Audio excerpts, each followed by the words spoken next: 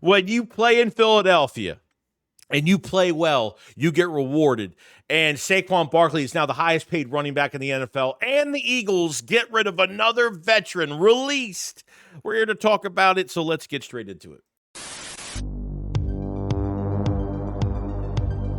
A killer buried, but not dead. Darren, we better turn around. Because I've seen enough horror movies to know any weirdo wearing a mask is never friendly.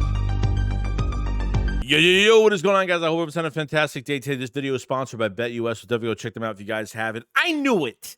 I knew they were going to do something with Saquon Barkley's contract. I knew it was going to happen. I've been saying this. I'm like, they're going to mess around with that contract. There's no way this is going to be his last year in Philadelphia, because realistically, this would have been Saquon Barkley's last year, and then 26 was his option year. The Eagles have extended Saquon Barkley, making him the highest paid running back in the NFL, a $20 million a year back. Okay, the next couple years, okay, it's going to get insane. The Howie Roseman just imploded the running back market. This deal for Saquon Barkley, 2 years, $41.2 million, $36 million guaranteed, $15 million in incentives, and he deserves every penny of it. 2,000-yard season in 24 between running backs and playoffs, the number one player to have the most yards in a season, the most 60-plus yard runs in a season, in first in NFL history. I mean, it is everything we dreamed of. We've always had these product backs for 1,000, 11, 1,200 yards, and now getting that 3-down back. Howie Roseman changing his philosophy on running backs and signing an actual talent. Just look what it turned into, man. Yeah, sure, it's taken away from the receivers, but look what it got you this season. It got you a Super Bowl. It made defenses sell out for Saquon Barkley.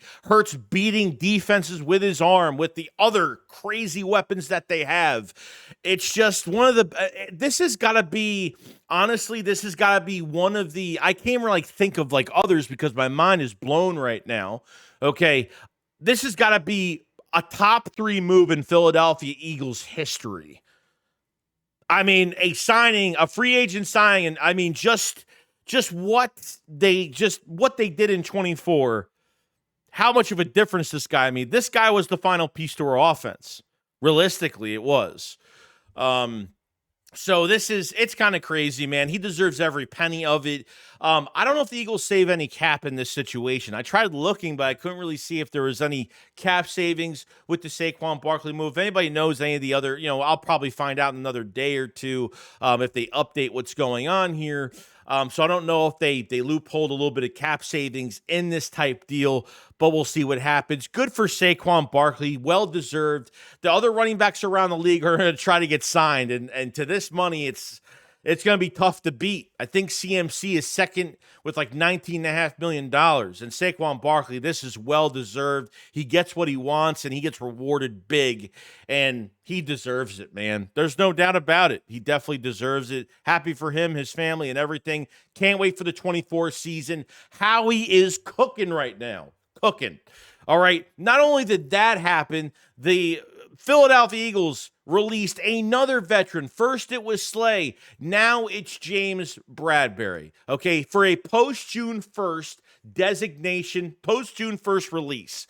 All right, you saved $4.3 million with Darius Slay. Now you save $2.1 million with James Bradberry. Okay, so nice little bit of cap savings. You'll have some dead cap. They have to eat up some money because Bradberry had a pretty big contract at one point after the 22 season. I know Bradberry went on social media and kind of joked about, when you do nothing in a group project and still get an A. I thought that was kind of funny. But look, we have to be realistic on this too, guys. We got to be very realistic on this. I don't want James Bradberry to get the hate that he's been getting, and I don't know why.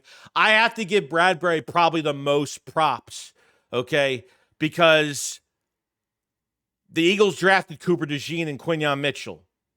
He went up to the front office and said, hey, I got to play safety. I don't think I have a chance at cornerback by the way we're drafting. Let me play safety. Then they announced him as a safety. We were laughing, thinking it was a joke, and it was actually a reality, and he was just horrible at it. If they think Tristan McCollum and Sidney Brown are better than James Bradberry right now, then I don't know what to tell you. Okay, Bradberry had a lower leg injury, but we didn't know what it was. He was out 6 weeks, 7 weeks, 8 weeks, 9 weeks. And then we're sitting here like forgetting James Bradberry's even on this roster. Then finding out by the end of the season that James Bradberry had an Achilles injury. I don't know why they kept that on the hush-hush secret. I don't know why that was. It was never announced early. It was just a lower leg injury, and that was it. Or a leg injury. Okay? So they have to dump this contract because realistically, like, you're going to get a corner that is never going to, he's got too much competition in front of him. They could draft more DBs this year. Safety, it's just, you're coming off an Achilles injury at an older age. I mean, I don't know how old Bradberry is, 29, 30. I don't know what he is. But he was part of this building process for the Eagles. He gets a lot of crap for that holding call in the Super Bowl. I didn't really put too much on him for that because the defense played horrible and there was a lot more issues into that game and coming out of that game. He never said a word, never complained, nothing. Never complained about anything. He probably was helping the younger guys too. Him and Quinyon Mitchell were literally arm in arm at the Super Bowl parade. So obviously there's a relationship there. So if he had a lot of help in that, I have to give him the utmost respect for being a professional that he is. Okay. He's a part of this. He's a part, if the Eagles don't lose that Super Bowl in 22, who knows? Maybe he doesn't come back. There's always those what ifs with everything. Okay. And Bradberry was a part of this building of what we got. He deserves that ring on his finger like everyone else does. Like every practice squad player, like every other player that's out for the rest of the year and not playing, he deserves everything. So much thanks to Bradberry, and, his future lies with whatever. And Slay will probably get re-signed at some point on a cheaper number. Bradberry, most likely not. Okay, we'll probably sign somewhere else. And, we'll see what happens. I kind of just want to talk about Bradberry and just, the Eagles save a couple $1 million, over $6.5 million in cap space for both players for releasing them. And, we thank Bradberry for everything. That's all we can really ask for of him. Now, what are the next moves for the Philadelphia Eagles? Mekhi Becton. Has this made it more likely that they will re-sign Mekhi Becton? For me, it's a big question mark. I don't think it's as, do I want to re-sign him? Of course I do. Because I want him to have his home long-term in Philadelphia because he really hasn't had a home. Okay? He had a home with the Jets for a few years, and he was just belittled over there by the fan base and the coaching staff. In Philadelphia, he's got a home. There's no doubt about it. But when the Eagles were looking at Anthony Belton, that's a mid-round pick from NC State that could play tackle and move to guard. You only have to find one piece. Jurgens will get his extension after, pretty much probably this offseason or throughout this year. They'll work on an extension to make him the new center, obviously the extended center for the future. And you're only losing one offensive lineman, so realistically, losing Mekhi Becton probably isn't a big deal to them. Probably not. They like Tyler Steen. They want to see what Trevor Keegan. I want to see what Trevor Keegan can do from Michigan. But you have to think about it, too, because Lane Johnson retires in a couple years. And that's, they got to find a guard and a right tackle the next couple years, because the switch is going to get crazy. But realistically, you're only losing 3 players in the offense. Fred Johnson, LaRaven Clark, Gainwell, Mekhi will make 4, actually. So I don't think this is a big deal like everyone thinks it's going to be. But we'll see, what happens.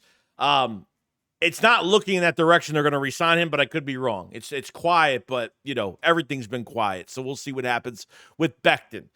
But what they need to sign is the number 1 signing, and that's Zach Baun. There's no doubt about it. I'm on the Zach Baun train. There is no doubt in my mind. This completes your championship defense. I don't care, because fans have been speculating he was just a product. He will not play like this again. He just plays good under fan. Who cares? I don't care if he's a product. I don't care if he's just a scheme fit. I don't care if he only works under one coach. Re-sign him. You lose Baun, you have a gaping hole at linebacker. You do. Don't say you don't. Nakobe Dean's out till October, November. Ben Van Sermon has a knee injury, coming off a knee injury, and he's not starting material right now for this linebacker core. And Trotter Jr. hasn't played, barely nothing. Okay, Oren Burks was played over him in the playoffs. He had an opportunity to compete, and he got beat out of it during the playoffs. And that's where we're at pretty much with the Zach BAUN. This is the number one signing. People were confusing my comments. Like when I say, when you sign Zach BAUN, I can sit back and relax. Like I didn't say this was the only move that's going to happen, but I could sit back. If Zach BAUN gets extended, I could sit back and I could say, okay, let Howie cook and do his thing, do whatever he needs to do with this roster. I don't need a luxury trade. I could take that 32nd pick and get another big-time young player for this defense, if that's where you want to go, because most likely it's probably going to go defense. Okay, so there's a lot riding on this thing, and I think we need to give it a chance. If you guys haven't checked out the Philly Shakedown Podcast merch, definitely go check it out. We have the Champions shirt, the high-sprung polyester t-shirt. Fabric doesn't peel, doesn't fade. It is absolutely fantastic. A lot of people have gotten them already, and batches are being made as we speak. And the main thing t-shirt, the iconic moment in the hallway with the cigar, sitting, listening to music, Jalen Hurts kind of taking in the moment. That t-shirt is out. A lot of sales on that as well. So definitely go to the description below. Support the Philly Shakedown Podcast and check out some of this merch. We appreciate all the orders and all that great stuff. But other than that, that's pretty much it. I think you kind of know the direction we're going in right now. The Eagles are going to extend. They're locking up guys. They're getting ready not only for competing for another Super Bowl in 2025, but they're locking up guys for the future. Proud for Saquon. You freed up $6.5 million with Slay being gone, possible return, and obviously Bradberry, because of that contract, they really had to dump at this point. We'll see what happens to Bryce Huff. We'll see what happens to a lot more going down the line. The Eagles are about to make, the Eagles could make a nice luxury move. They don't need to do much. You sign Zach BAUN, you sit back, and you relax. I'm waiting for it, and hopefully it happens soon. And you guys enjoy the rest of your day, and I'll see you guys on the next one. Shakes, what up? Follows. Peace out, guys. Peace.